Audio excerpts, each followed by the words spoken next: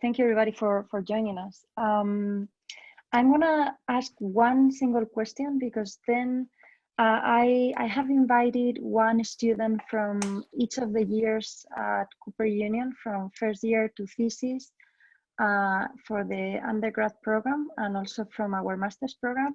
And I want to have them like asking questions to you, because I know that at Cooper, like the conversation about how to teach architecture, how we should learn architecture, and pedagogy and architecture is like a really important topic. And I've heard like questions from students constantly questioning us, our methods, our syllabus, our topics. So I thought it was like a good opportunity to bring their voices. I thought it was going to be informal in a way, like just like a conversation, and then they prepared like amazing questions. So I'm gonna just like leave aside my questions that are not as good as their questions, and I'm gonna just like ask you something, one single question, and then I will start with them, and then we can open it to everybody to ask you questions. Andrea, if you are willing to take like a bunch of questions. Great. So you were saying in your talk that of course like context is transformational, it's never fixed. But then we think that tools and techniques of representation are also in constant evolution, are always changing.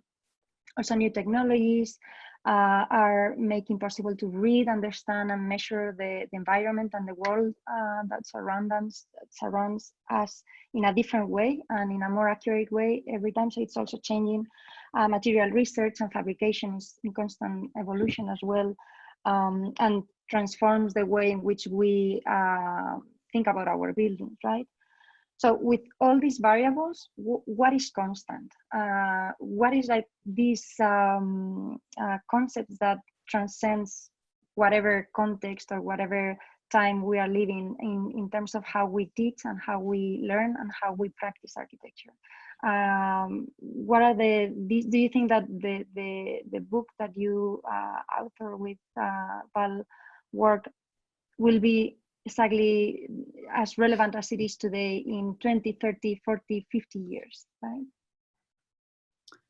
Well, it's a big question, but it's a great question. I'm not sure I have an answer. I do know that the writing of the book was really challenging. I think we asked ourselves, I think together we've been teaching maybe 65 years. And so we sort of began to think about what were some of the principles, some of the devices, some of the processes that we use, that we were taught to use, and that we began to sort of explore both as students and as professionals and as teachers in the design process. So we tried to, you know, again, we were given the title, The Language of Architecture. It was not ours. It was a sort of sequel to The Language of Graphic Design. So we were sort of stuck with the title and the 26 chapters, because there's 26 letters in the alphabet, which of course had nothing to do in the end with what we were talking about.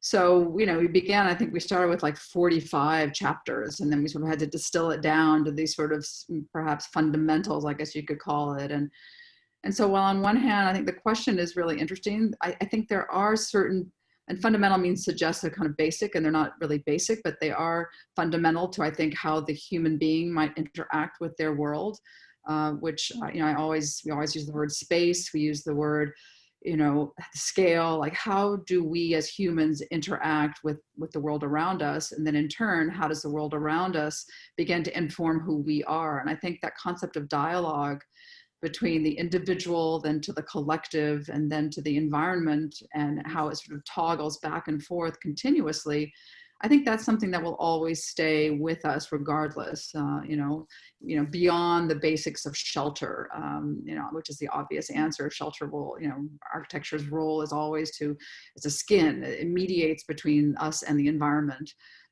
But I think that is probably one of the most fundamentals. I think in the end, though, the tools that we use and to explore a context that we're situating ourselves within, regardless of the scale, those analytical explorations begin to construct a logic that informs that design process. And so I think, again, if there was a constant, it's that I think each architect really, their their responsibility is to construct a lens through which decisions can be made that are bound by that site, by that condition, that are not, you know, imported from elsewhere. And if that's not to say, again, that notion of the primitive, where the primitive is a given, it's sort of in a way a generic, but it's immediately modified or transformed or given value or given meaning by the tools that we've used to measure our environment. So, you know, I think, so I'm not sure if there is ever any universal truths. You know, I think for any discipline, one could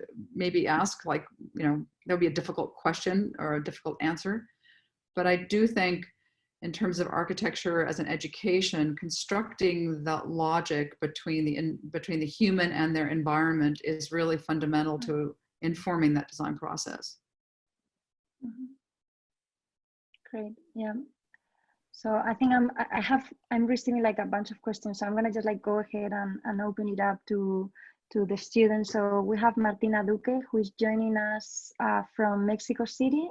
She's a first-year student at Cooper Union. So just like finishing her first year here, and quite a special and different year, by the way. So Martina, if you want to unmute yourself and just like shoot a question. Hi. Well, I just saw your lecture and I was really interested in how you were talking about context being essential in sort of architectural pedagogy. And there were a lot of things that you mentioned in your lecture that we are sort of missing right now and can't have access to. We can't really experience context the way that we used to, or we can't sort of, even the way you were talking about the Melotti sort of mannequins, about them interacting with each other and just the fact that they were facing each other created an architectural space. It's something that we're lacking right now. And just sort of in a hypothetical and hopefully unlikely scenario that our sort of pedagogical approach to architecture has to continue online, how do you see do you see a sort of compensation for that, or is it something that will sort of be lost in this process? Well, I'm also new to this, so it's fresh for me. So I think about this every day. I think all of us are. I see Matej here somewhere, one of our students who's, you know, whose tools are very important for his process, his sort of thinking process. I do think there is the possibility. Well, for example, 30 years ago, we had no tools, right? We did, of course, but in terms of my tools, that was the pencil and the paper. And so drawing for me is kind of fundamental to the design process. So regardless of where we are or where we're situated or how we relate to other human beings, I think the processes of drawing can really, I call it design thinking. So regardless if we're virtual or online or inline or together, I think drawing can very much operate as a surrogate process that can engage multiple ideas that perhaps there's not the same resistance, for example, that a CNC mill might give you, or a robot or a piece of wood. But certainly there can be a process of discovery through really simple tools. So from that, and I'm not sure they can operate as surrogate tools necessarily, but I certainly think that the design process can occur through the line. In terms of the relationship between individuals, that's a harder one to talk about. You know, I think, you know, what's much talked about right now, you know, is that here I sit in front of a screen with, I don't know, 30, 40, 50 images. And we're all now, except for someone like Nadir, who's constructed this, or for a moment there, he had a really interesting background. Most of us, you know, I have a light, I have, you know, just seeing all collectively in these different contexts, we are engaging each other in very different ways. So I'm not sure what we're going to be doing with that. And I can't imagine that we would never again return to each other. But I do think that that ability to toggle between a more virtual and an imagined world and a more physical world will probably be an interesting discovery that we have, you know, will probably take some time to really understand what it all means and how it informs the design process. But when, you know, for me, architecture is so much about the senses. It's really hard to imagine them not being present. I mean, so many of my students' projects right now are explicitly dealing with the senses, and how does one remove the numbness of the senses that many of us have experienced through all the sort of the generic architectures that are being developed, and how does one sort of increase one's awareness of being there? And so what you ask is a really, it's a really important question. I don't think there's any answers, but I would say, let's bring a bit of patience to the process and see where it takes us. I think, and again, suspend disbelief for a moment. I think that's also part of an educational process. You know, you can't know all the answers right away. You have to allow the process to show you, that engagement of the process to show you where you end up. That doesn't mean it's not directed, but as I said, you begin to develop an infrastructure, a kind of series of key points that help you make decisions. And I sort of think that suspension of disbelief in our context now is really important. It's really necessary for all of us, for teachers, for students, for architects, for humanity. Yeah, the interesting part of that is that we are experiencing this new process hand by hand, like at the same time, right? This situation got us all kind of like to just like start like learning through the process at the same time. It's not that we are like leading students in this new process at all. In some cases, it's the other way around, I would say. Yeah. Great, Martina, thank you so much. Do you have like, do you want to ask another question or? Well, I was reading, Lorena shared an interview with us a couple of days ago, and I was reading about the advice that you gave to first year students that I was sort of reflecting on coming to the end of my first year. And you talked about the suspension of disbelief and how you have to sort of throw yourself into the studio environment and, you know, sort of trust that everything that you're learning is going to make sense later, have value. But especially this year, or also just because of the nature of the school, I've learned that there's also a lot of value in sort of pushing back on sort of what's happening in studio, pushing back on you know what your professors are commenting about your work, what your peers are commenting about your work, pushing back on even with the lectures, you know, questioning what you're seeing, questioning the precedents, questioning, you know, what's on the history syllabus. So I was wondering how, as a professor, you sort of find a balance between, you know, going in very blindly and sort of willingly follow the process, but also foster an environment of sort of discourse and challenge, which can also be very beneficial to the learning process. Thank you. You just said it so perfectly. It's exactly both of those. It's like, you know, throwing yourself in all the way, like just saying, okay, for whether it's the week or the month or the semester,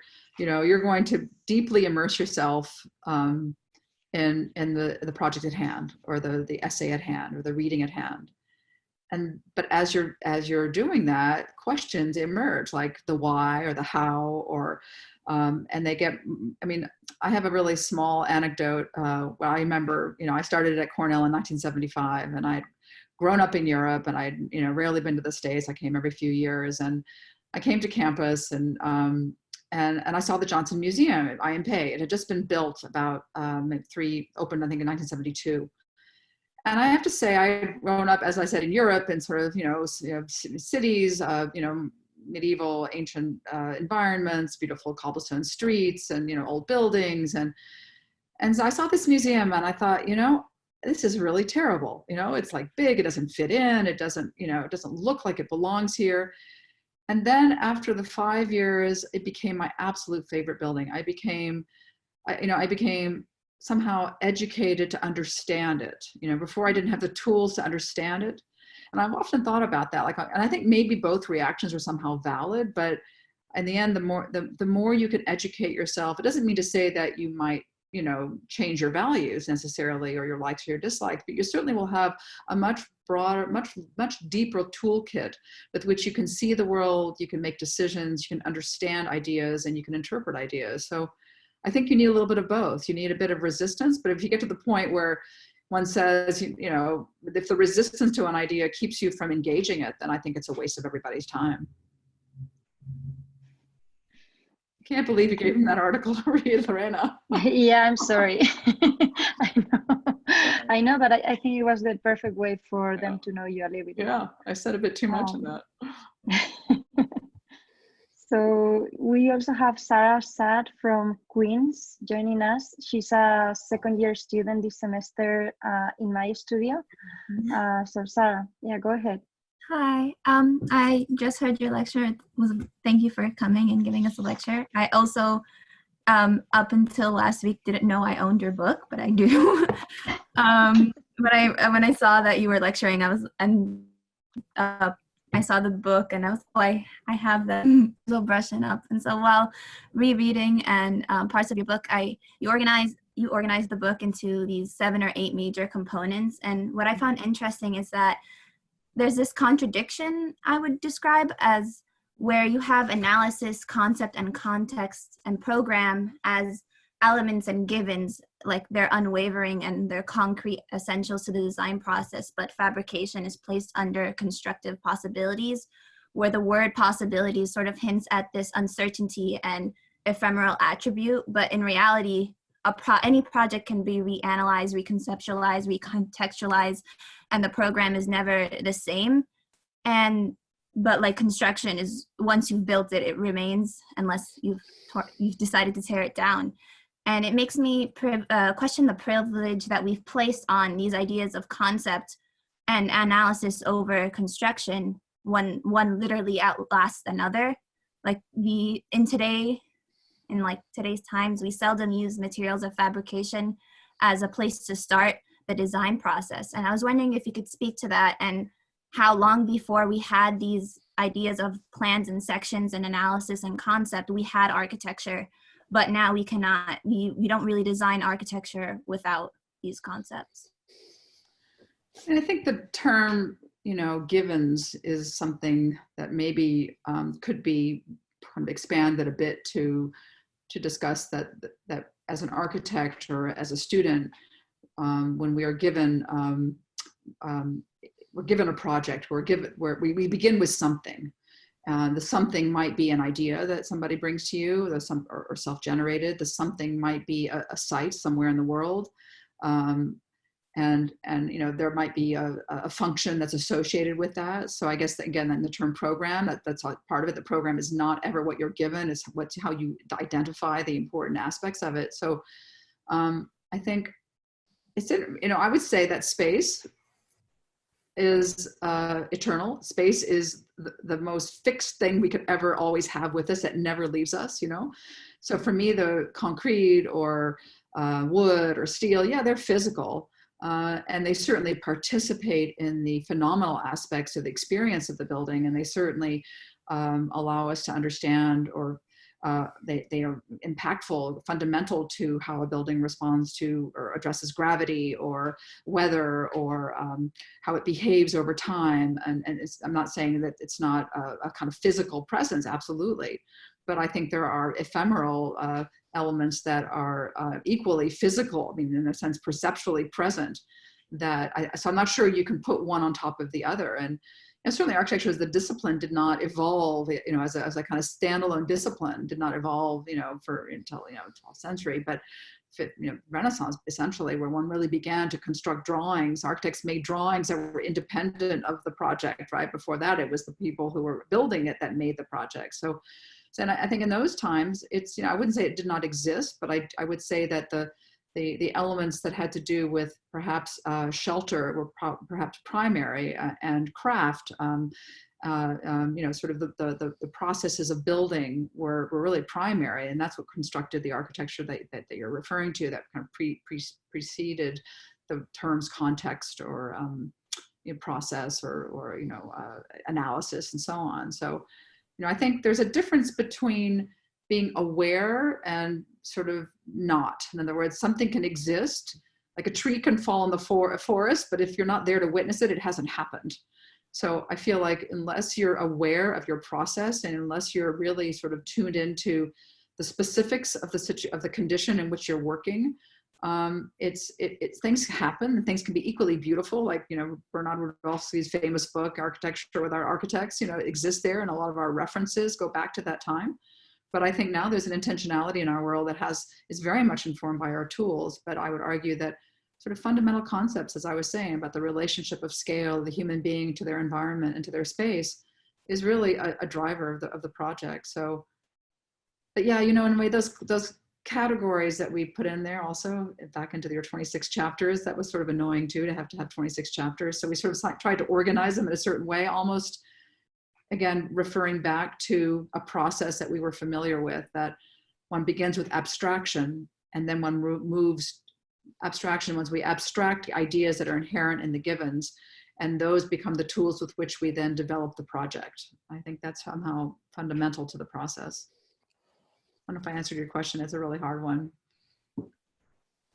Thank you for asking it. Oh, I hope well, you read all the way through the book. Did you make it to the last chapter? I am halfway through the book. I will finish it hopefully in this wonderful quarantine. But I have another question that I've sort of been curious about, and I think really pertains to the conversation that you're having right now and your book. And it's this idea that I've asked this question before to other people, and I've always gotten like a different answer. And so I'm very curious as to what your answer would be. Okay. And it's the question as, when creating a studio or a syllabus for students in the architecture major, do you do so with the assumption that these students have the aspiration of becoming architects in the traditional sense, where they work in the field of designing and constructing inhabitation, or in the open interpretation of the profession where one can go make a film or work in photography or work in fine arts, and that be considered an architecture of a sort? So where do you strike a balance in your pedagogy between the two? Well, this is what I tell our students at graduation, or I tell the parents, which is a little bit shocking, but I say, we don't teach our students to be architects. We teach our students how to think critically. And I think I'll leave it at that. Okay, thank you. Thank you so much, Sarah. So we have Annabella. I don't see you right now, but we have Annabella Chen, who is a third-year student at Cooper Union. She transferred to Cooper Union in second year, and before that she was in linguistics and environmental science. Annabella, are you around? Yeah, perfect. Yes. Hi. Yeah. Hi. I'm actually glad that now the previous question was asking you about maybe more overtly the capital P pedagogy, instead of just talking about your book or your context or your discussion of context as a mediator for, I guess, your position on the pedagogy of Cornell. But my question is, or the reason I'm thinking about this is because 2 weeks ago, Hernan Diaz Alonso, or yeah, that's the order. That's his name. I hope I'm pronouncing that right. Of SciArc gave us a lecture, and the lecture itself didn't talk much about his position as a dean of the school, but during the Q&A, he said something that I thought revealed quite a bit, which was that he thinks about the pedagogy of the school and the identity of SciArc and their focus, not just in terms of the school itself, but also how it fills a particular role within the greater pedagogy of the collective of architecture schools, and that in his opinion, he feels like each school should have a specific identity and no school should really try and do every single thing. And so my question would be for you, what is your position on this idea of generating a specific identity, either as a conscious or perhaps artifact of other processes? And then following that, what would you consider to be the identity of Cornell? And I know those are not questions that you can kind of just say one word and then we'll all say, yes, it's 100% that, but. It's interesting. And looking at all the people populating, quite a few Cornellians here who probably could weigh in on this as well, having been educated here. That'd be great. Schools do have identities, and just like cities have identities, and villages have identities, and cultures have identities, and I think they emerge over time. And I think something about architectural education, which is such a collective shared conversation, in a way allows, and I'm speaking of Cornell, but I know this occurs in many other schools as well that I have a lot of respect for, that there's a constant conversation that is ongoing between the faculty, which is really quite unique to, I think, to architectural education, just the culture of the review, for example, that where we are constantly together, sharing ideas, critiquing each other's projects, engaging students in the conversations. And so I think, I mean, I always like to think about Cornell as a place where many different ideas come through, are here, but we all share a sort of common vision, I would say, or understanding of the importance of architecture and its important role as a conceptual, critical, and creative discipline. And so no matter where, people have different backgrounds and they come from different schools, but there's something about that collective conversation that brings an identity to how we talk about our work. Not that it's a one-liner at all, but there is, it's just so wonderful and also somehow terrifying to see, freshmen come in and, they're all quite individual and they remain individual, but there's a common language that starts to emerge. In fact, that's my initial talk with the parents when they come in, that soon students will be referring to, instead of referring to walls, there'll be surfaces. Instead of windows, there'll be openings, and there's certain things, there's a vocabulary that emerges. So, I think there are schools that Cornell has strong affiliation through history, even, like Cooper, a lot of our faculty they all originated together in the 50s and 60s and taught together. And then they sort of came part to Cornell, part to Cooper. A lot of schools, there's in a way a kind of lineages, which is in a way sounds a bit elitist, but I think it's not. It's that there is a kind of common language or a common conversation, a critical conversation that we really are constantly engaging in. So I do think that is true. And I do think no school can do it all. Like, I don't think any school should do everything, but I do think that we can engage everything, but through a series of lenses. And I guess I would say the lens at Cornell that I always understand is that we are very much committed to an informed form. And we arrive at that through making. And I think it's somewhat common to Cooper. I think it's common to SciArc also, but that the things that we make, and this goes back to the earlier question, when those things, the making is a bit more limited because of the situation we're in, how does that impact how we think and how we work? But I would think the dialogue that we always encourage our students, demand of our students, is that the things that they make are not just fait accompli, they're not just ideas that have already been finished, that they just make something from them, but whatever they make, they look at it and it talks back to them. There's surprises that emerge, that they begin to learn from that process. And so I think that's, in a way, I would say, Cornell's identity. But of course, I hate to use that word again, but context, embedded, the things that we make are informed by the world in which we're living. Thank you. That was a very diplomatic answer. I appreciate it. But actually, I have another. It's a good question. I've been here for 30 years, and I feel I'm so privileged and happy and to be here, and to have engaged the faculty. And so many of our faculty come and they stay. We have very little few faculty who leave.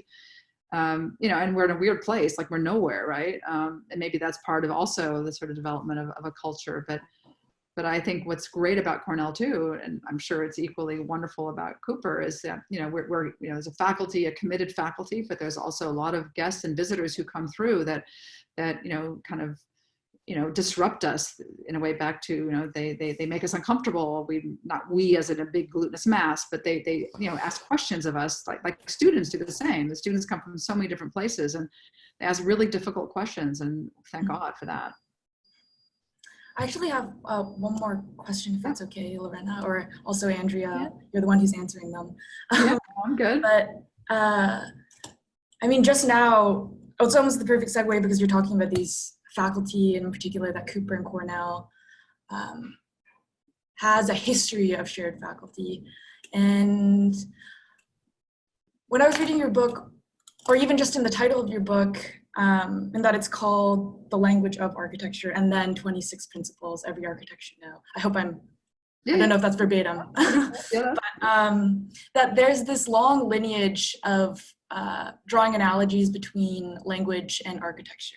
In history class, one of the first things we learn, or one of the most important things we learn, is about Vitruvius's treatise, and how ever since then, or probably before then, but ever since then, it's been kind of put into a concrete form that there's this deep poetic and literal relationship in some sense between architecture and language. And while obviously, as I just said, Vitruvius talks about it, there's also a slightly more contemporary example written by a faculty that Cooper and Cornell has shared, which is Peter Eisenman, slightly more recent than Vitruvius, marginally. And by no means am I trying to say that you're attempting to do the same things or talking about the same things or have the same intentions in the books you publish necessarily. However, I do think that the relationship between language and architecture, because of his influence, has changed the way we frame that relationship. And in certain ways, the fact that you've titled your book, obviously as the chair of Cornell and having been a student there and TA there, professor there, and now a chair, a fellow, to title it The Language of Architecture, I wonder what your position is in response to or against that kind of history of linguistics and architecture, not just by Eisenman, but I figured I would use that as a nexus. Yeah, I mean, it's a good question, and you might have missed the very beginning part where we were actually given the title, so it was not an intentional sort of nod to language. But I do think that, and I think architecture has changed actually quite a bit since in the last 20 or 30 years, where where the architecture was imagined as if it constructed a language, an independent language of itself, and it was self-referential. And I think and again, that was probably very fundamental to the way that I was educated. It was an abstraction. It was formalism, pure formalism. It was a sort of in a way, like the rules of the game. It was a game that we played of spatial manipulation, of elements, of weightlessness. It was very much, it was formalism at its best, I think, and that was the context in which I was taught and I learned. But I think today, architecture has significantly evolved, and I'm not necessarily that was devolving, but it really, the role of material and the role of meaning has, in terms of, has really become much more a primary factor in how we understand architecture and how we produce architecture. So in terms of not just the material, but the economics of production, the tools that are available to produce, the cultures out of which they emerge, and the abilities for what is the relationship between craft and fabrication. And so I think what many of us in the past, back to Vitruvius, there was a language that was involved with meaning, like, a temple meant, a sloped roof meant a temple, or a columns meant a town hall or a library, or, I think we don't share that, we no longer have that shared knowledge because of the cultural diversity that we have. We no longer have we're not insulated in our worlds anymore. So I really feel like, I'm not sure architecture conveys a language. I would argue that at this point it probably cannot. It's no longer a purely formal element. On the other hand, I do think embedded in that formalism are really significant elements that relate the body to space, right? That have to do with scale and reflection and light and shadow, and really choreograph one's experience in a piece of work. So I think right now we've just sort of broadened that vocabulary, I guess, as I would say. Thank you. Yeah, thank you so much, Annabella. This is like walking through the studio at Cooper U. I know. I don't know if you remember that it's like really first year, good. second, third. So now we are going for the fourth year. I know that we all miss the studio space a lot. So we have Zinia Dementeva, who is joining us from Princeton, right now. But you're originally from New Jersey, but with family in Russia, right? And she's getting ready for her thesis next year. And currently she's very interested in brutalism, housing, right? So yeah, go ahead, Zinia. Yeah. Hi, thank you for your lecture. It was really nice. Actually, my first question that I prepared wrote entirely on the idea of language as it related to architecture, so you kind of are making me rethink my question after answering the previous one. But I think what I also wanted to ask you about is analysis and how you placed it in the first section of your book, which to me is a statement that says that analysis is one of the most fundamental things you can do in your education as an architecture student. Mm-hmm. And I wanted to ask you, to what extent do you find it generative as a thing you do as a student, and also why is it the first section in your book? And in parallel to this question, I wanted to ask you about something you said a few minutes ago, which was that at Cornell you teach students not to be architects, but to be critical thinkers, which is something that I confess I have heard others say before as well, other educators at other institutions, and I think that it is one way to say very many things. Okay. So if you could speak more about that. All right. So analysis to me is really critical and fundamental, because I think what it does, it introduces, it allows an abstraction to occur.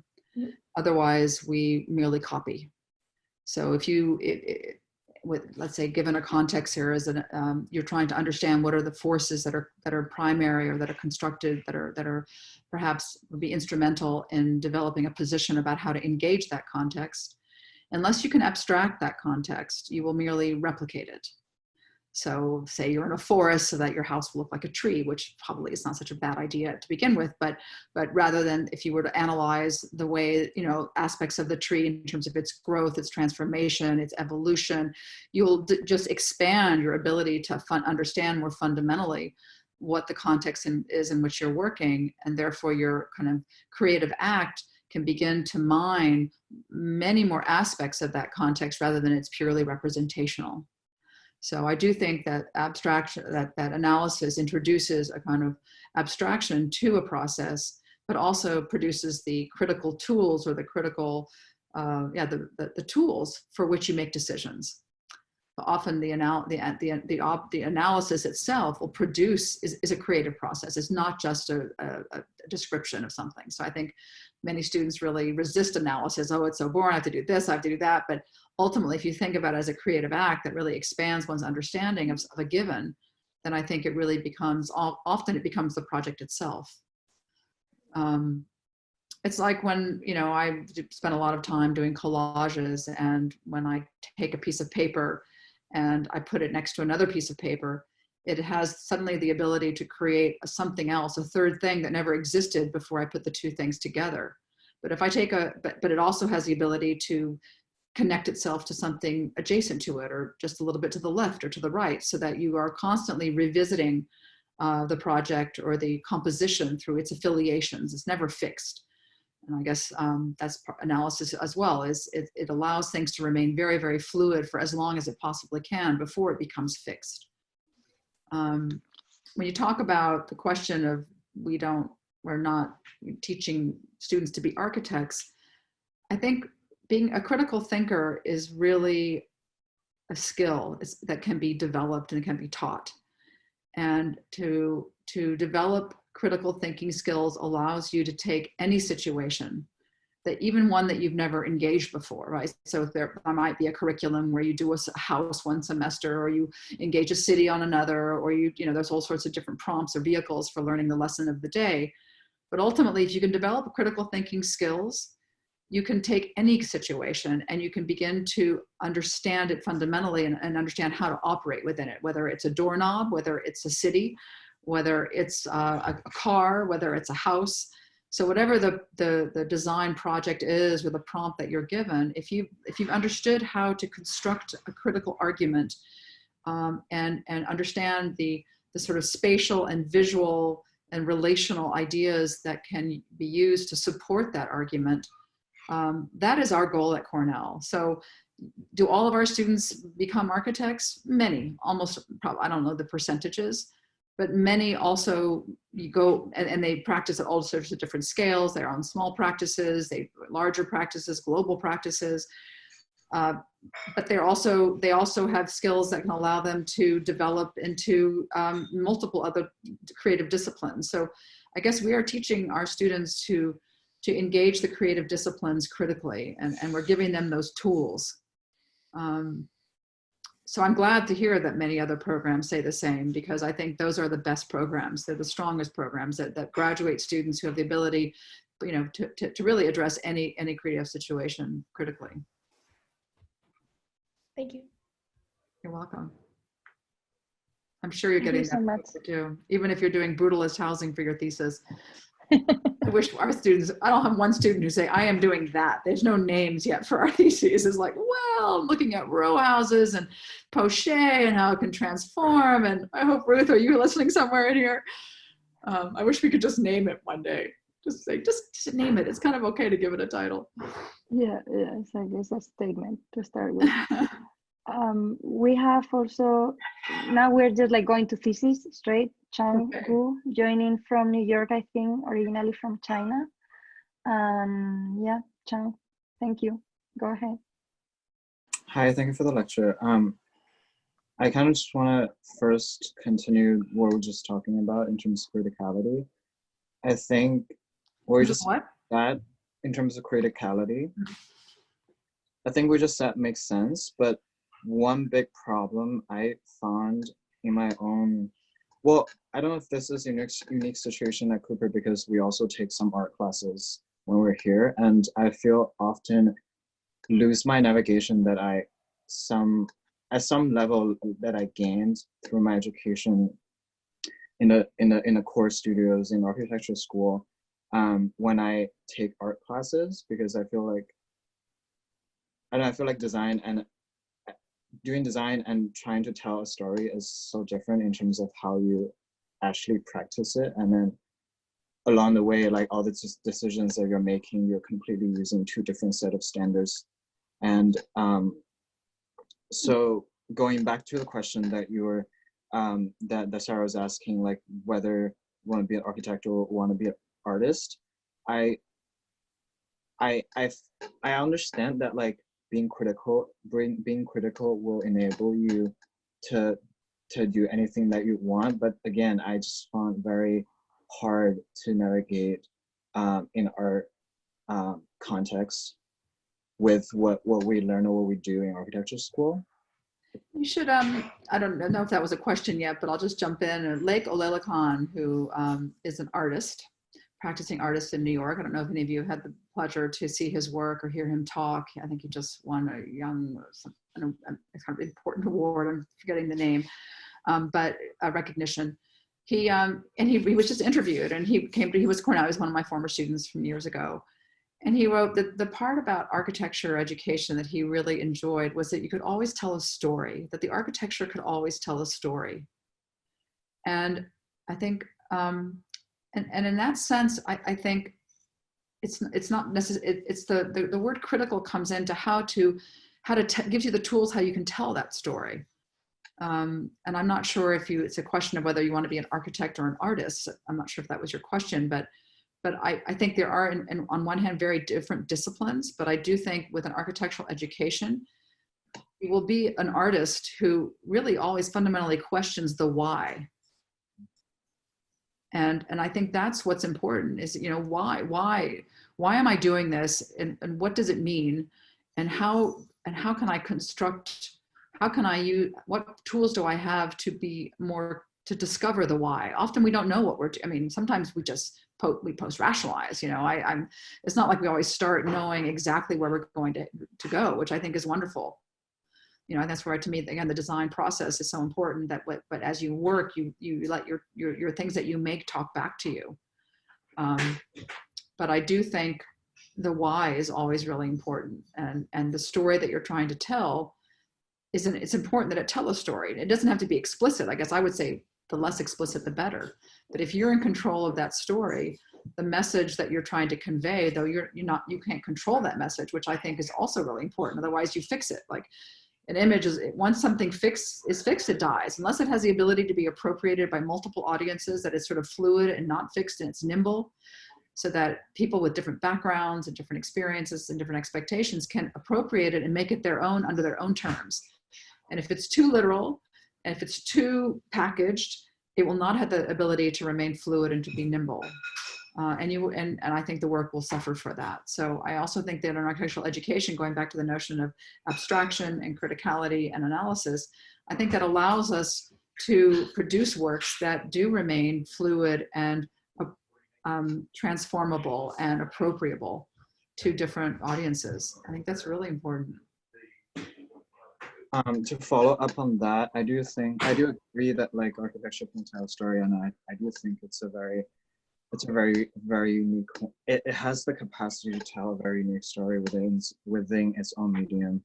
And I ran into this quote by Kant that he was saying art should exhibit concepts of things that are possible only through art. And I think architecture as well. And our thesis began last year with analyzing an event, and I think analyzing what? An event. Mm-hmm. And then to me, a lot of us, I think the biggest challenge a lot of us had in the past year is how to translate the analysis of an event into an architectural repertoire, and whether it's for or of the event. Mm-hmm. And then further to find the relevant concept that are only possible through architecture. And yeah, I asked my questions, what's your advice on that? Well, translation is always tricky, right? So one can sort of, I feel your pain, right? You make these beautiful set of drawings or tools or instruments that sort of take the DNA, the most important characteristics of the event that you're identifying, and then it needs to translate itself once again into perhaps more physical elements, right? So something that might be very ephemeral and that might be very fluid and sort of kind of intentionally suggestive. How does one, once you fix it in material, scale, once you give it a scale, once you overly structure it, it tends to lose that beauty of the ephemeral. But I think, and that's why I think representation is so important. I think to me, the beauty of the built and the constructed is at the end of the day, much more powerful than the analysis or the abstraction of something. That's a process that's really important.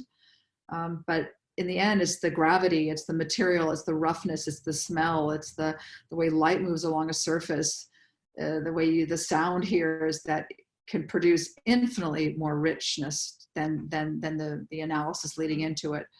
I think it's iterations, again, just speaking as a pedagogue, it's going to get messy, it's going to get dirty, it's going to get ugly.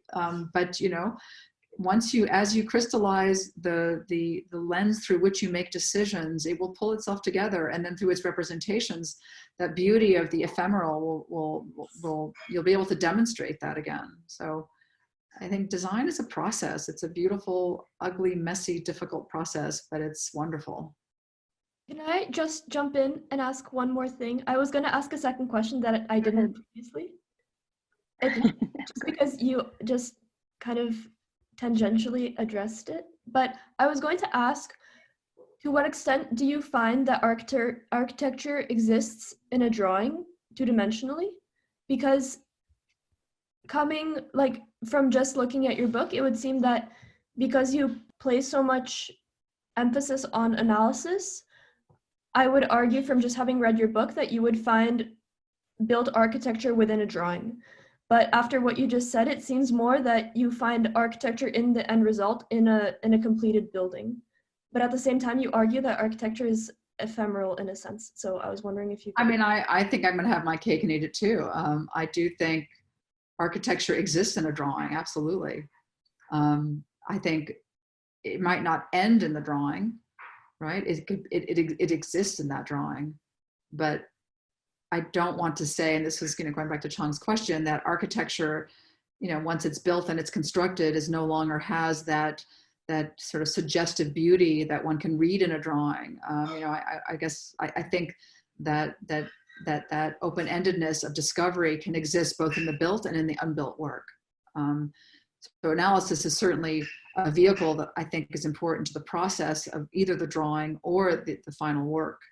I don't think every drawing, though, is necessarily only a factor of a kind of only exists because of the final work. I do think, obviously we know Lebbeus Woods' work very well.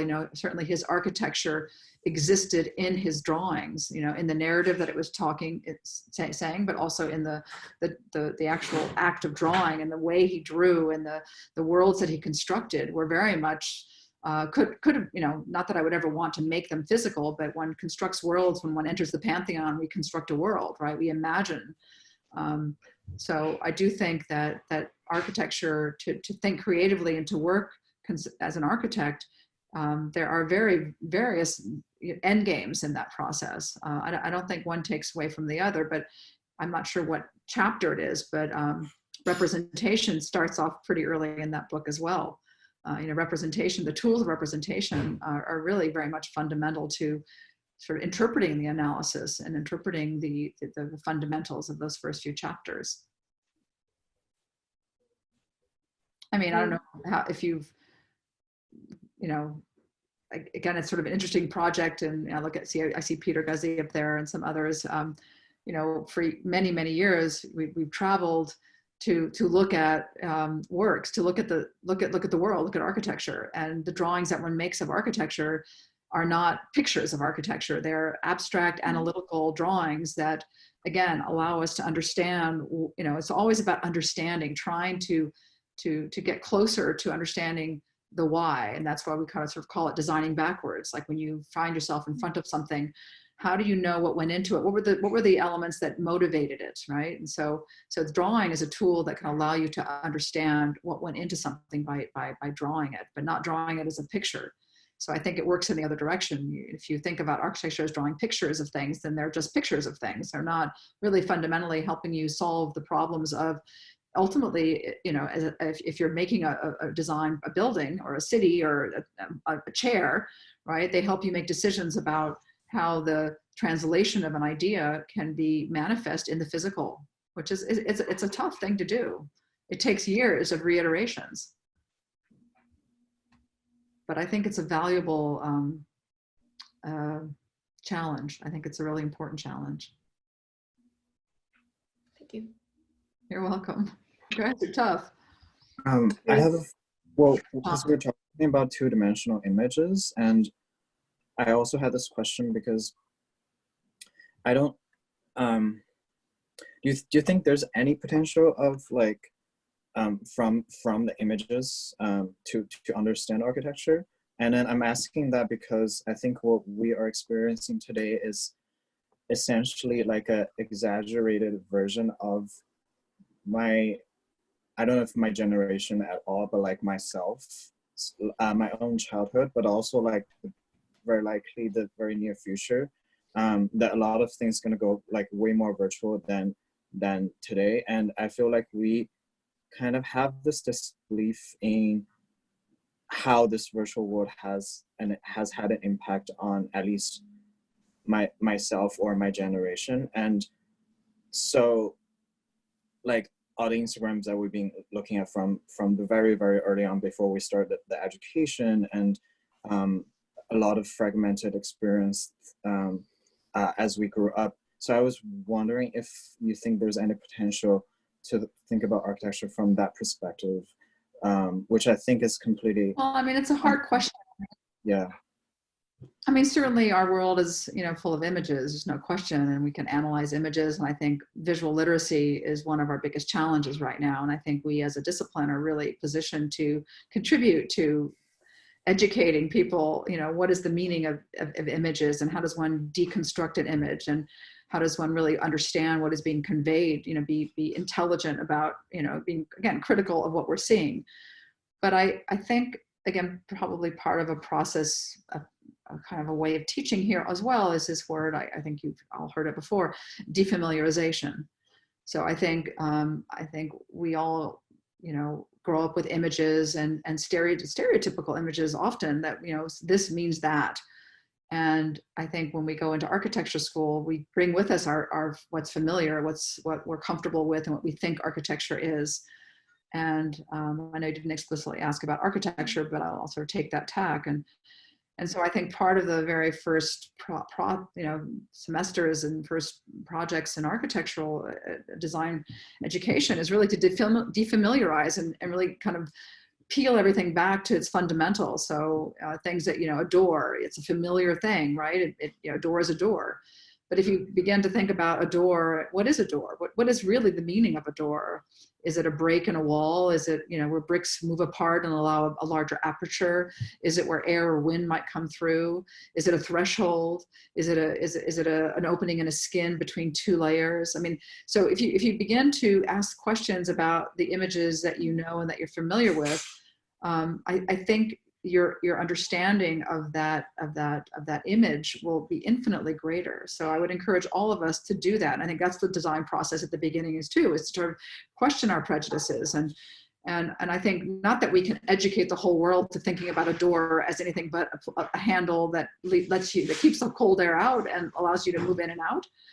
But I don't know if it's our job to educate, but it is our job, I think, to bring a bigger awareness of that moment of transition or a threshold. I mean, just to give you that small example. So I think we have to be careful of our prejudices, our assumptions. Not to say that an incredibly wonderful memory of sitting on a wooden bench by a brook might not come back and become really fundamental to a project or to a way in which one might observe the world or a relationship one would have with an environment. You know, I'm not saying we should erase our histories and erase our specific memories at all, but I'm thinking that we should work hard to allow, to question the prejudices that images give us. Thank you. Did I get it? Okay. Great job, Andrea. I know that this is kind of like a, I don't know, like an interrogation or something like that, right? But we have one more student from the master's program, Austin McInnes, and then I will open up to more questions. So yeah, thank you, Austin.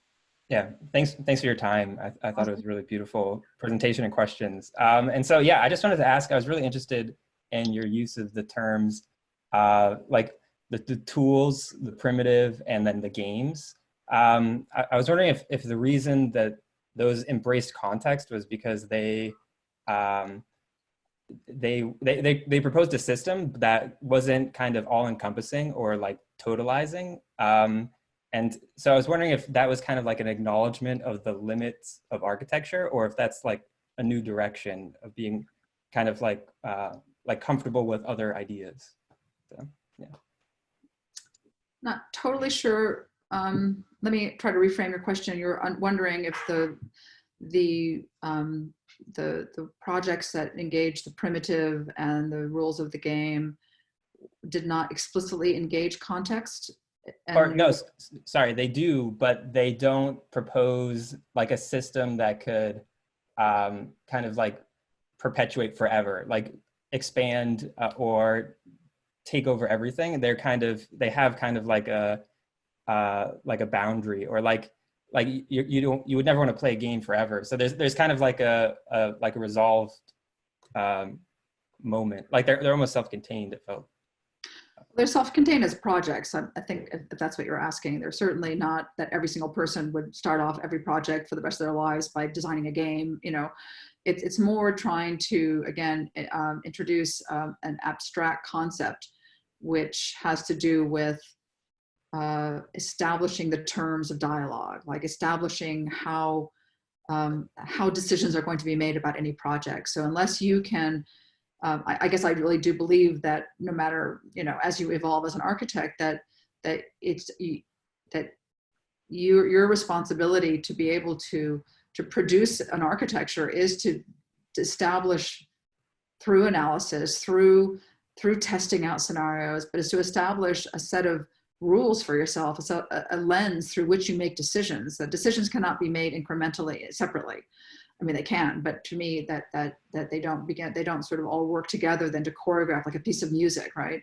Like in a piece of music, you have a whole series of different instruments, but somehow there's a rhythm or a beat that pulls it all together. And sometimes you hear a little bit more of this, or something's louder or softer, and there's variations, but there's a theme there that is recognizable somehow that things can move in and out of. So it's not restrictive. So I think that would be some a kind of a parallel metaphor to, as an example of trying to introduce a way of strategizing a project that is through this device, through this sort of small design project. I mean, the projects that you saw in first year, you know, I think most of them were from Lupin Demchev and Val Warke, and I think Lorena probably, you know, did maybe one version of those exercises when she was teaching here at Cornell as well. But you know, some of them have their origin in really looking at animals and their environment. So the abstraction of the process was first to understand how that animal survived in that like why it became what it was because of the context that it was in.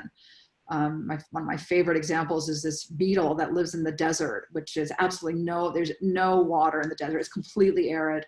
And this beetle survives, and you ask how? Well, the structure of its skin shell has these little tiny microscopic dimples in it, which means that when the temperature drops at night and rises in the day, it's a place where a little bit of moisture can settle. So this animal, the structure of the animal is fundamental to its existence, right? So many of those projects that you saw began with some kind of a really kind of strange animal that, you know, which physiognomy and its reason for being was existing because it was really completely connected to its environment. So all of those tools that you saw, the instruments that the students developed were really from an analysis of the way the animal operated, the way that it moved, the way that it functioned, its relationship of parts to whole. So that began to be a kind of a tool that then the body would interface with. So I'm not sure I'm answering your question, but I'm trying to say that doesn't mean that every project you ever start with, you have to go find a kind of weird animal that lives in the forest where your house is going to be sited and do a project that's going to emulate that. Not at all. But it's, again, this, I guess, bit of a process of defamiliarization where you're learning to structure creative ideas through critical lenses that can help you make decisions. So it's not a formula for design, for sure not. Again, I'm not sure that was your question, but that's somehow where I ended up. The idea is not to make it formulaic at all. You want to ask a follow-up? Because I'm not sure I got it. Oh, no, that's, yeah, I guess, yeah, I found it really positive. Like they were very kind of like friendly. Like you could see the multiple projects coexisting and not maybe fighting with each other. And so I was wondering if that was like a mindset or like a strategy in itself. Yeah, I mean, I think they're all different semesters and different faculty. And I think I also always say, going back to that first question, I don't know if you're still here, about, you know, challenging the problem and again, you know, suspending your disbelief. And I think, you know, I'm sure at Cooper too, after 5 years or a master's program, you know, 3.5 years, that, you know, you revisit themes again and again and again, but in different complexities and with different positions, different faculty. So they bring you, so it's not like you think about one project in one semester and then another and another, but you always, I think, you know, themes are, they might be larger at the first year and smaller in the third year, but they're revisited again and again, but through different lenses of the faculty and different vehicles. And I think that also gives you a sort of nimbleness, a facility. And I think facility is, some people hate the word facility because, you know, those are the people who make really perfect, really, you know, streamlined, perfect buildings. But facility, I think, is somehow important also, as long as you disrupt it, as long as it doesn't become too formulaic for yourself. But I think all of us, you know, as students in school, we really to develop a skill and then a facility that then is sort of conceptually challenged and creatively resisted as you transform your practice, I think is a really important part of your education. So yeah, they do sit side by side. Sometimes they're uncomfortable, these projects, sometimes they're comfortable. Often we begin with a project and we then try to see that as a prompt or as establishing a kind of foundation for developing the project into something else. And again, going back to that word translation, Chong, you're always, it's really tough, the translation, that moment of translation, because inevitably some of those first steps are much more seductive, right? They're much more, because again, they're not fixed, they're imagined. So it's an interesting, I mean, setting up a design problem, a syllabus, is a really interesting process. That would be a whole other conversation. Thanks. Yeah. Andrea, this is Nader. Hi, Nader. I want to thank you for a wonderful talk. It's great at many levels, but you have this uncanny way of creating a space for pedagogy within the way that you speak.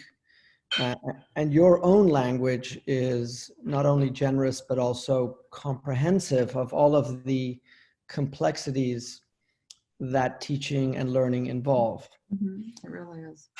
I have two questions, one which is responsible, and let's say the second is less so. The first one has to do with the way in which you responsibly tap into all of these different facets of architectural thinking. And you even use the word fundamentals at one point, which strikes me as one of those things that we tend to naturalize over time. So for instance, your generation and my generation have a particular understanding of the word architectural language that subsequently became obsolete at some point. Or now if we say the word language, it just means a different thing.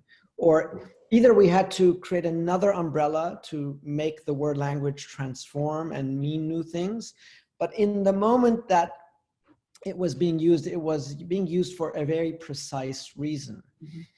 But it reminds us that, the so-called fundamentals, what we call the irreducibles of a certain discipline, produce an internality that it often needs to protect as its kind of foundation.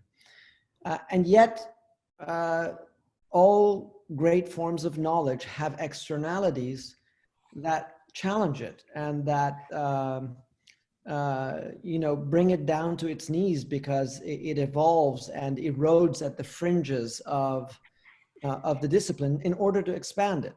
Yeah. So what would you characterize as some of the key externalities that we are witnessing right here, right now, in the last 5 years or in the next 5 years that are beginning to change your mind about what you think are the fundamentals and how we are going to have to teach very differently precisely because of those externalities? I think that the space between conception of an idea and its production is being so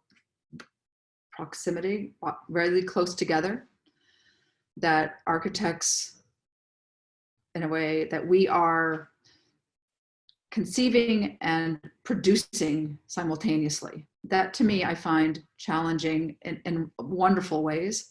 And I haven't quite figured out how that's going to, or how it is impacting or how it might impact. I mean, I know it's definitely impacting how we teach in small ways. I don't think, and I'm not sure, but I'm not sure that I've fully understood yet how the speeding up in a way of the process, or not necessarily the speeding up, although it is speeding it up, but the loss of the layers in between the development of an architectural idea and its eventual construction are being peeled away. And I think how we think as architects and how we think as teachers and how we teach our students to think, I think will be really challenged by that as a process.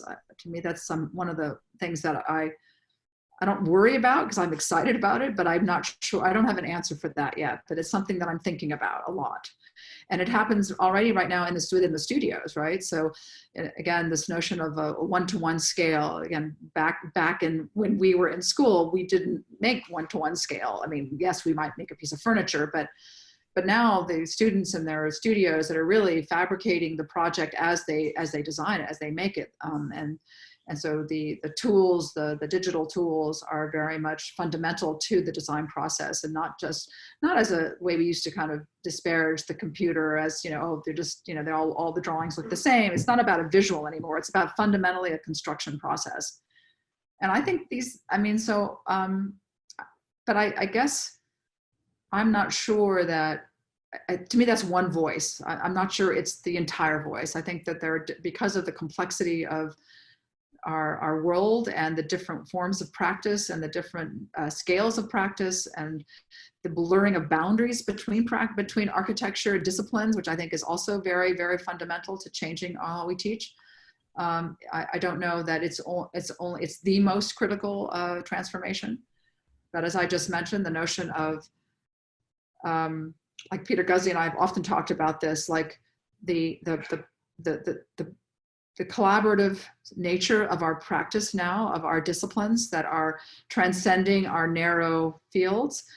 Like we need to ask ourselves as architects, what can we bring to the conversation? What is our strength that we can bring to the conversation that can contribute to a conversation, but that is certainly not the only conversation, right? So again, in a way, I hate to go back to some of the words of abstraction and so on, but I often think if any project that we go to, and it has, you know, 10 different people sitting at the table, we as architects can bring that criticality to the project, which the next person from another discipline might just want to solve the problem, but we can kind of have them step away and examine it much more holistically. So again, bringing those critical tools to collaborative practices, collaborations, I think is also something that is changing how we teach. I mean, all of these things were never really explicitly part of how we were, those fundamentals, right?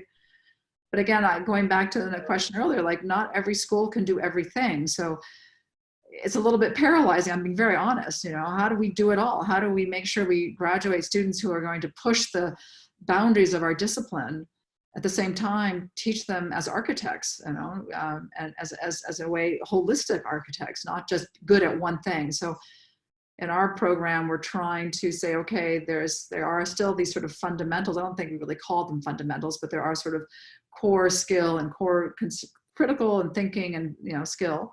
And then, you know, in the last few years, there's, I don't want to say specialization, but that's why we could talk about the territories. Like, what are some of the lenses that an individual student might want to really make primary in the way they make a project? So not that ecology is not important in every project, or representation or discourse, right? But if there are ways in which they can begin to find their voice within a certain focus that can allow them to engage a series of other disciplines that are really surrounding that interest. I don't know, I mean, it's a really hard question, but it's something that I think about a lot.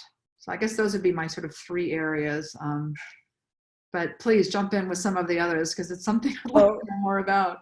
Well, now I'll ask you the irresponsible side.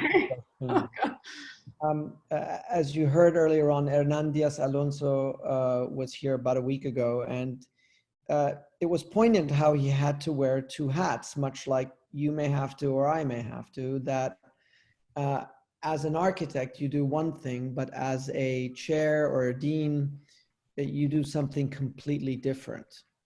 And it's very clear from your presentation, and maybe you've done it like I've seen nobody else do it, the comprehensive clarity of a pedagogical mission you outlined is like no other person's. So what I'd like to ask you is, what is it that you personally like to do, which has nothing to do with responsibility, but it has to do with your fetish, or those things that you bias in design that atrophy all of the other attributes which are responsible in order to be the architect that you are? Wow. What is it that you magnify in that way that architects tend to do when they give bias and prejudice to something?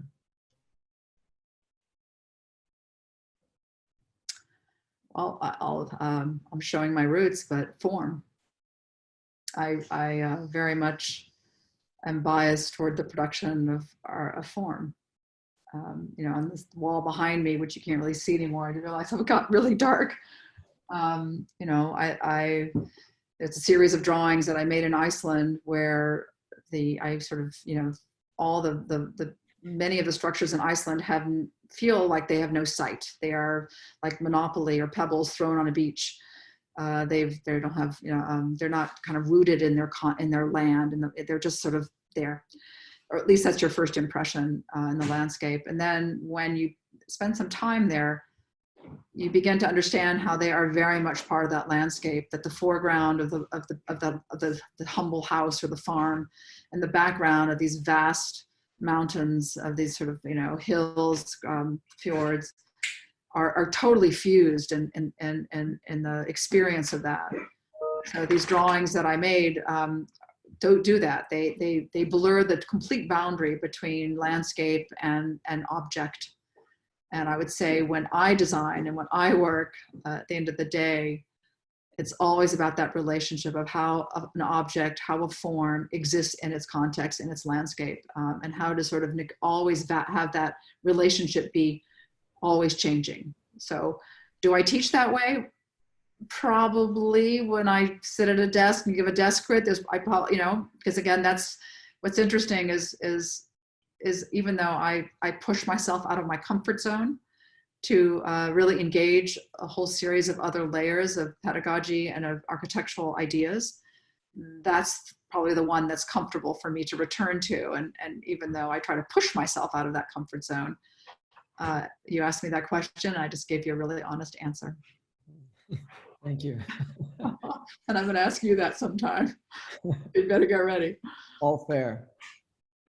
I thought you were actually going to ask more about how, you know, the structure of a department or of a school and a pedagogy, how do you sort of maintain a kind of balance between those two things? Like, how do you give faculty and ourselves the space and the freedom to bring that comfort, what we're comfortable with, how we teach, and what values we have, and how we practice, how do we allow, or not allow, how do we encourage our faculty to explore and be really strong in taking positions, but at the same time, how do we share a common language? That word language, again, I don't really mean as a language, but a common vision or a common understanding of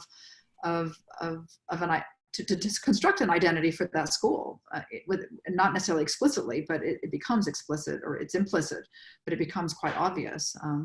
And that I didn't ask it because I thought I had the answer, because I have no idea how to do that. So now that you've asked the question, please answer it.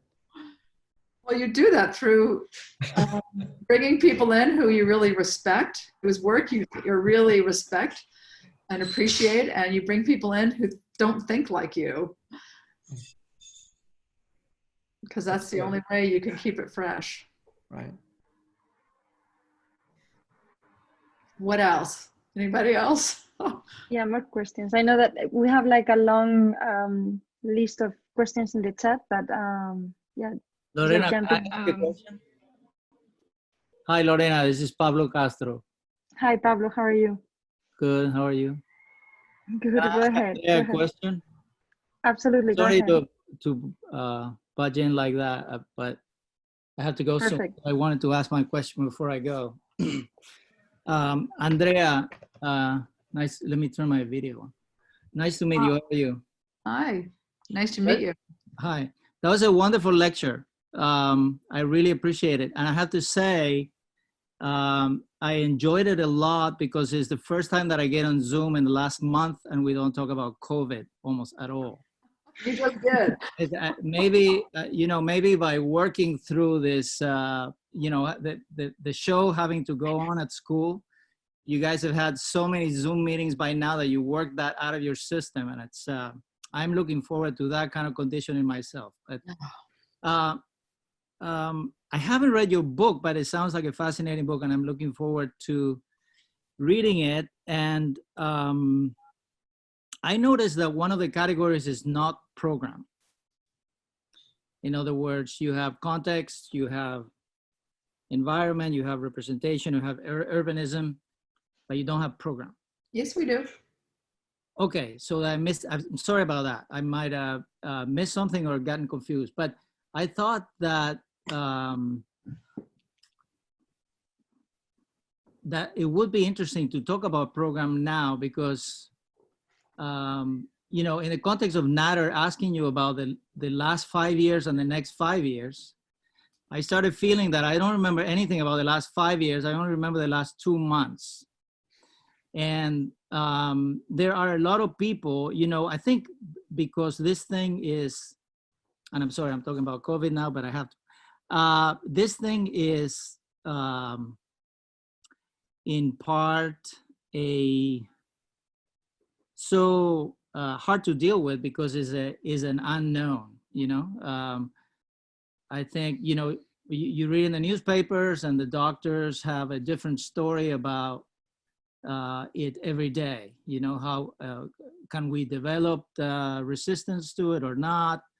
What does it mean that someone has symptoms or not? Are people contagious or not, et cetera, et cetera. So part of the fear and the kind of collective hysteria of which we're all victims has to do with the fact that we don't seem to know much about it. But there is a kind of sort of interesting, I would say, prevalent opinion online and amongst the things that I read that this is not an emergency, or this is not something that was unexpected, but is actually a symptom of business as usual. And given the fact that we're all paralyzed and sort of consigned to having to operate in the way that we're operating right now, we're all very eager to return to business as usual as soon as possible. I think is a natural, you know, normal reaction. But at the same time, if this thing is a symptom of business as usual, this thing has been brought about by the way that we have been operating for many years. And once we get to the other side of it, there might be other viruses lurking in the dark, waiting for us. I think that it urges to think about program in architecture. What is our program for the other side of this? And, you know, I don't know if you're busy, and as Nader was saying, you're wearing too many hats, and you probably, I don't know if you've had time to think about this, but we personally are consumed by this question. You know, it's as if anything that we talked about that is not this situation is trivial.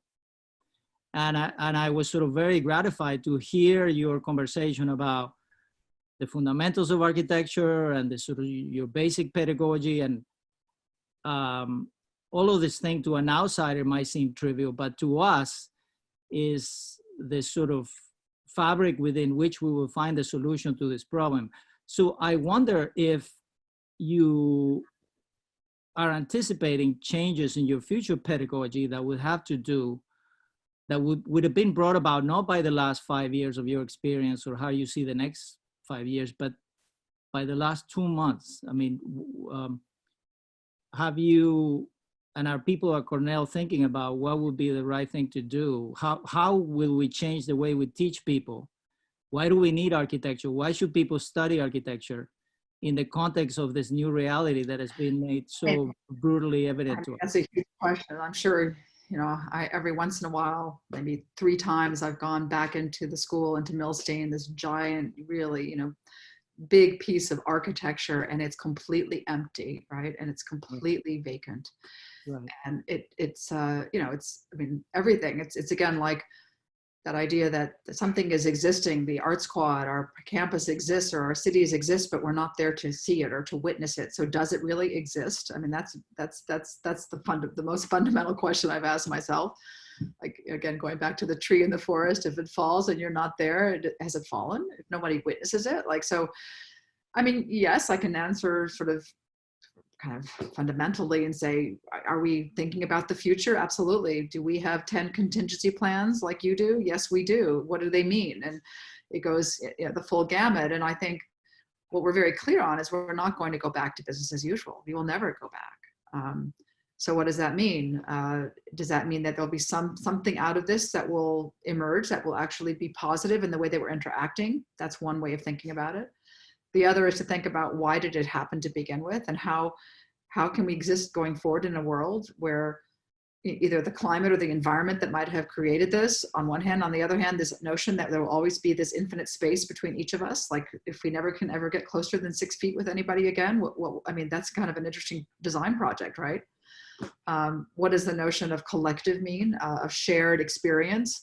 And architecture's role, I mean, much of architecture, whether it's public space, urban spaces, great event spaces, are based upon the collective, the Colosseum, you know, like, you know, that is kind of indicative, that talk about program, right? That a place to be together, to for whatever, you know, transformed over years. When you talk about program, you know, in our book, in the chapter on program, I'm not sure we're talking about program as an architecture program or program as what you're given as a task to design for, but like we use as an example, the Arc de Triomphe there in Paris. And no one said I wanted an arch, a building, you know, a kind of a block that has an arch in it that I can walk through. It was really about, you know, celebrating, you know, the return of the troops, right? And so you know, will we end up materializing what our new condition, and how will we? It's a great question. I certainly don't have an answer for that. It does render some of these things trivial, I have to say. Like, how can we talk about a design problem when there's this big problem out there in the world? I don't know. It's a good question. I think it's only apparently trivial. I think us thinking about how to design and why to design contains already a beginning of an answer to what we need to do as architects. So I think yeah, I mean, we have to engage it. I mean, and yeah. Maybe, you know, going back to Nadira's question, you know, we will have to rethink how we think. I think we will have to allow us to have open-ended questions that we don't feel comfortable knowing how to answer, but we have to push ourselves in that direction. And yeah, it's overwhelming, I guess. I could say that. I mean, I'm okay with it. You know, when I talk about, well, this day by day, but if you kind of step out and say, well, what's next year? And how does, right now we're just really working on the structure of the future. Like, what are the possible structures? I think all of us being in one place will not probably always happen again. So even in terms of pedagogy, will we have a series of satellites all over the world? Send a small little, you know, just how now we can have 5 people together or 10 people together. Maybe there will no longer be the Cooper Union and Cornell and, you know, like the institutions. And so how does one teach with this nimbleness? It's almost like a the Commedia dell'arte, you know, kind of roving, you know, characters that embody knowledge, and they begin to share it with others, you know, and then they join, and then they move apart, and they join and they move apart. I mean, you know, one can begin to think about pedagogical structures, which would be fundamentally different, but these things don't happen overnight. I don't think we can start from scratch, can we? No. Maybe I could jump in with my question, if you don't mind. Well, first, thank you so much, Andrea. It was such an inspiring evening for multiplicity of reasons. You know, I wrote these 2 questions before I heard every other, so I hope that parts are, you know, not too redundant. But I was wondering, you know, from the point of view as an educator, how do you approach the so-called rules of game that you spoke about so eloquently, in terms of when you're working collaboratively with your co-fellow professors, which rules of the game are perhaps continuous through different years or different scales of thought, and which end up being perhaps discontinuous, that allow students to take risks or to learn through being challenged? That might be too large of a question to answer immediately. The second one was a bit narrower in thought. And I was wondering, in terms of those rules of the game again, which tool specifically you think proved to show the most experimental framework or changed our way of thinking in architecture recently? And whether or not another one will emerge as a result of, for example, you know, Pablo just bringing up COVID and the fact that we are being forced to really think through virtuality first. So how do we now take advantage of these tools that allow us still to experiment and not to use them in a traditional way and find something that absolves us of these spatial preconceptions? But I was just wondering which one, would be a tool or a sequence of tools that, you felt most excited about in the last, 10 years that yielded productive results. Yeah, I don't know. Since that one's fresh on my mind now, I'll answer that one first. I wouldn't say there is a tool. For me, the most interesting aspect of the last 10 years is the hybridization of our tools. That one can not just work with one tool or choose one form of representation, but that one can start with one tool. One can then which then begins to develop an idea that might be then thought about with another tool. Maybe tools are brought together and hybridized, even how you use them, you misuse them. I think we're, again, that going back a bit to the first question, that accident, the creative moment, the accident that happens when you misuse things or when you turn models upside down. So to me, there is always a fluctuation between so what binds us together, the rules of the game, I would say, is that, is always working with the student to bring clarity to their intention so that their decisions are framed within a larger concept that helps direct the process at the same time. So I think that's what I think many of us have in common. So again, I will often introduce criticism to my second year students, for example, or whatever year. And I say, I'll give them I'll talk about criticism and the process of criticism and critique. How does one construct? So, you restate, a student might introduce a project, or I see a project, I might try to restate what it is, what I understand it to be. I try to understand the concept, and I try to clarify what are the strengths or the elements of the project that are consistent with what I have identified as the primary idea, and then what is sort of contradictory to that. And so try to kind of build a process of criticism so that they can do that to themselves. So I think that's what binds us.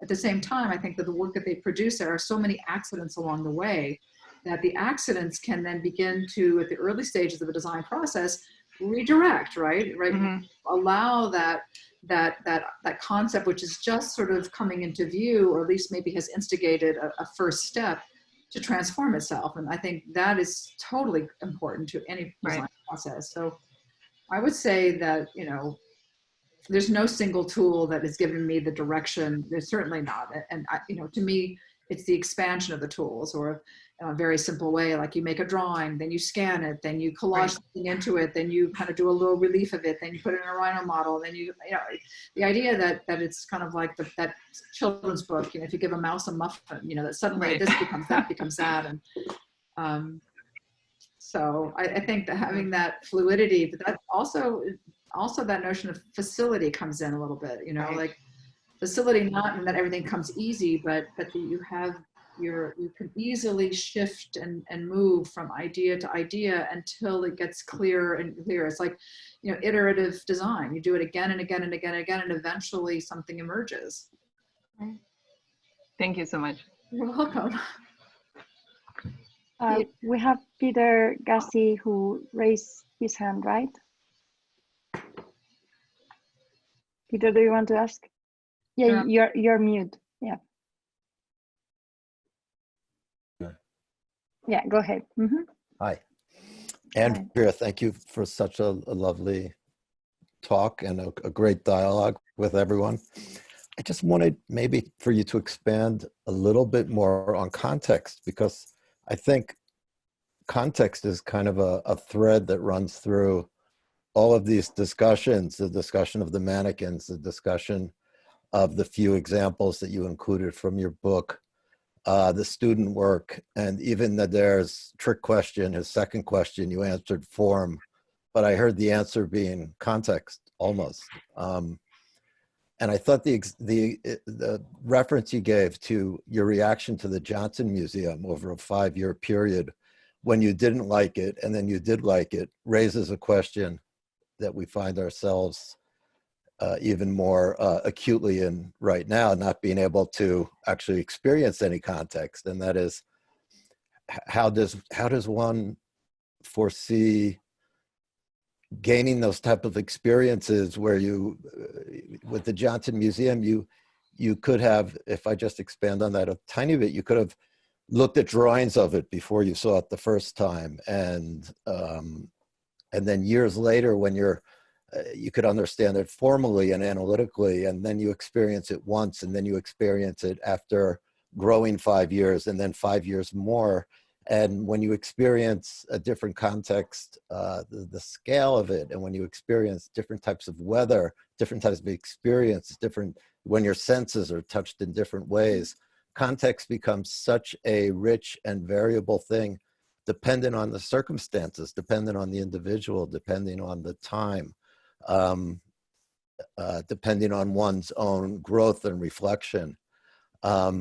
And now that context is so removed from us, getting maybe back to the question of how can one continue to pedagogically explore teaching architecture where context is so critical, how does one start to find other methods for making these different types of experiences felt? I don't know. I think, again, to just build a bit more on that example that you're using, I think there's one thing to experience it firsthand, and that, adds incredible richness to it. But I think in my case, and I would say in most sort of young students' cases, it is the ability to understand a project, and again, I use that word analysis, from multiple points of view that allows us to appreciate it and to understand and to add richness to it. So for the Johnson Museum, for me, because I didn't have the tools to understand its multiple layers of meaning, which didn't ultimately rely on me standing in front of it, but might have relied on me analyzing it, but not just it. The context, as in the landscape, where the sun rose, the kind of circulation infrastructure of the Arts Quad, how it was an extension of the Arts Quad, how it became a monument from the hill from below, how it began to, its constructive system had to do with sort of the tracing of the plywood panels on it, how it's spaced. It was thought about as a volume which was a solid rock, an extension of the mountain, which has had volumes removed. I mean, all of those layers, and I could go on and on and on. I don't know if I stood in front of it, would I ever have understood that. So I do think the richness of our world can be accessed with the tools that we have through analysis now, through records, representations, maps, movies, however we move into it, right? I think, will there be an enormous loss? Because I don't think one can fully appreciate a project that's built, unless we occupy it, because then scale comes into it, and then sound, all the other ephemeral, which is very hard to represent. So like you can make a million drawings of the Pantheon, but unless you're standing in it, and I was talking about this yesterday, and realize that all you can do is look up, right? You can, and suddenly you feel that you are part of this universe.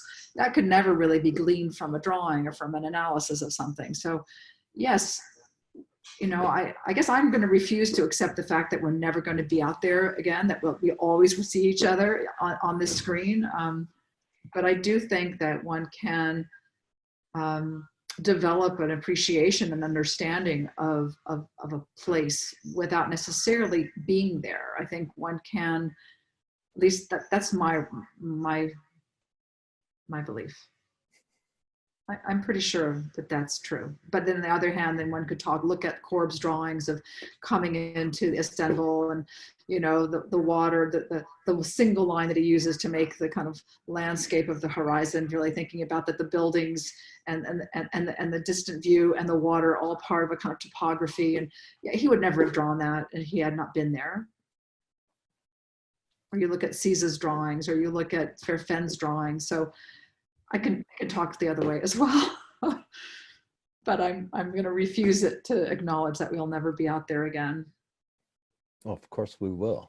We will be out there. On what terms? That's going to be paralysis. But it's interesting in terms of thinking about context relative to, you talk about being nimble in terms of how you develop a project and how you look at things, because if you visited a piece of architecture when you're 20 and when you're 30 and when you're 40. It's different each time. It's different culturally. You see it differently as an architect. And if you can appreciate how your vision of these things change, then in a self-reflective way, as you develop projects, you can think more about being less less dogmatic about certain things and more open to change. You talk about Caesar, who I don't know, you know him probably better than I do, but I do know that he's very hands-on in terms of making changes on site based on his actual perception of a project in process. And that's, of course, a very interesting thing because it kind of goes counter to a lot of the kind of hyper-analytical, formulaic way that architecture is sometimes made. Mm-hmm. So it's interesting that he somehow imbues both these things. Mm-hmm. Yeah, it's a good point. Okay. Yeah, thank you, Peter. I don't know if there are like more questions or if Andrea can take any other question. I think more, it's like a marathon. I'm really impressed. I still have this kind of tapestry of you out there. It's kind of incredible. This is great. So we have Parker and who wrote a question at the very beginning. Yeah, I'm from Ohio. I'm not even a student of architecture, actually. I'm a junior in high school.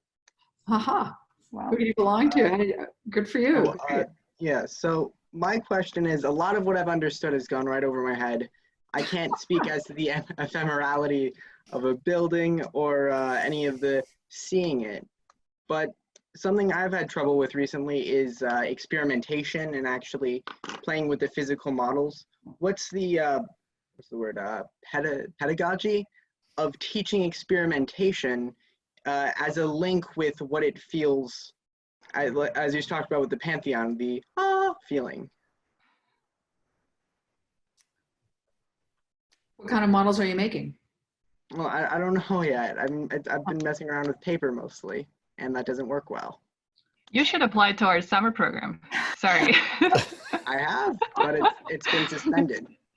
No, actually, it has not. It hasn't. Just keep an eye on it in the next week or so. Sorry, I'm sorry to interject. Well, I was going to say ours too, but I think since you're in New York, it's probably even though we're online. I mean, I don't know. In your case, I would think about process. I would say, here I have a piece of paper. Can I fold it? Can I bend it? What can I do? You know, what can I do to make it perform in a different way? If I fold it this way or that way, or, you know, I would just take something really simple and move into it as much as you can. So before you even have an idea, maybe you just like Sarah has all these operations to cut, to fold, to bend, to twist, to, you know, things, you know, I would just, the operations of a material is an incredible process of investigation. So I think also you can't think outside what you're doing just yet. You know, you just gotta, you're given something, explore it, like really fundamentally explore it. What can it do for you? Okay. And I had one more question. Okay. But in medicine, the body as it evolves from an embryo is dictated by the way we evolved from, I guess, a single-celled organism. Do we see that same kind of dichotomy building today's buildings that we have to go through in the design process, each and kind of every one of the forms leading up to the modern one? I think to understand the evolution of architecture, you need to look at the cultures and the times and the forces that were at work in which they were produced. And often we can't see that until we look back. But history used to be taught with names and dates, whether it was art history, architecture history, like, you know, when did this happen and whatever the name and the time and, you know, so on. Now it's really completely, we see it very differently, that a built work is a kind of record of a series of forces, economic, political, social, creative, artistic forces that had existed at a particular time that produced that work. So it's not an embryo that changes. I mean, certainly technologies change, you know, industrial revolution, you know, technologies change. So there is that evolution of thinking, you know, things are invented, and those are tools that facilitate the exploration of new forms and new making. But that's one of the pieces of the forces that conflate to produce a work. Okay, thank you. You're welcome. Yep, thank you. Thank you so much, Andrea. There are like comments in the chat, like thanking for the lecture. From former students, I think we have like from Celia Chiang, from Marlene K. Davis, and Manuel Carretero Canela, who thank their critical thinking skills thanks to what they learned. It has been like a wonderful conversation. As I said at the very beginning, your generosity is outstanding. Thank you for these 2 hours, long 2 hours of just like giving the best of your thinking. Thank you again. Thank you. Thank you all. Thank you, Lorena, Nadir. Thank you so much. Mauricio. Thank you very much. And thank you all for coming. It was really fantastic. A lot of great ideas. Thank you for asking those tough questions. Thank you so Thank much. you. All right. Thank Let's you. talk soon. Bye-bye. Thank you. Thank you.